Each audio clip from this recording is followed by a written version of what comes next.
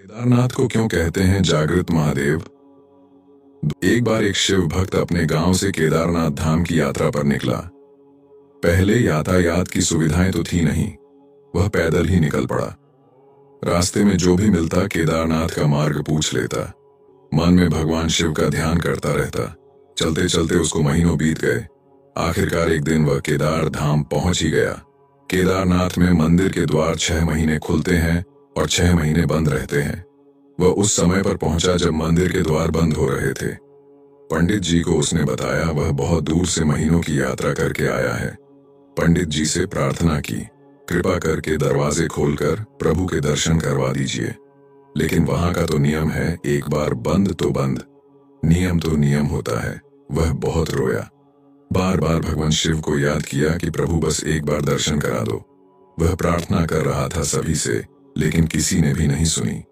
पंडित जी बोले, अब यहाँ 6 महीने बाद आना। 6 महीने बाद यहाँ के दरवाजे खुलेंगे। यहाँ 6 महीने बर्फ और ठंड पड़ती है। और सभी जन वहां से चले गए। वह वहीं पर रोता रहा।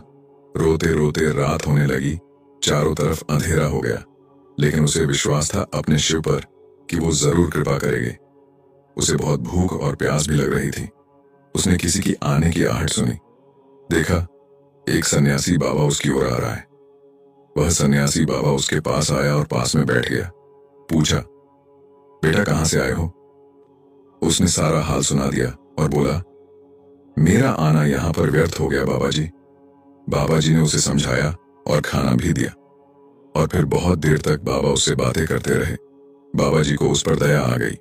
वह बोले, बेटा मुझे लगता है सुबह मंदिर जरूर खुलेगा, तुम दर्शन जरूर करोगे। बातों बातों में इस भक्त को ना जाने कब नींद आ गई। सूर्य के मध्यम प्रकाश के साथ भक्त की आंख खुली। उसने इधर उधर बाबा को देखा, किंतु वह कहीं नहीं थे। इससे पहले कि वह कुछ समझ पाता, उसने देखा पंडित जी आ रहे हैं अपनी पूरी मंडली के साथ।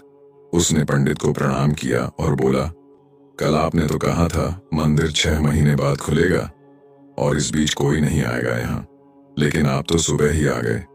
पंडित जी ने उसे गौर से देखा, पहचानने की कोशिश की और पूछा, तुम वही हो जो मंदिर का द्वार बंद होने पर आए थे, जो मुझे मिले थे?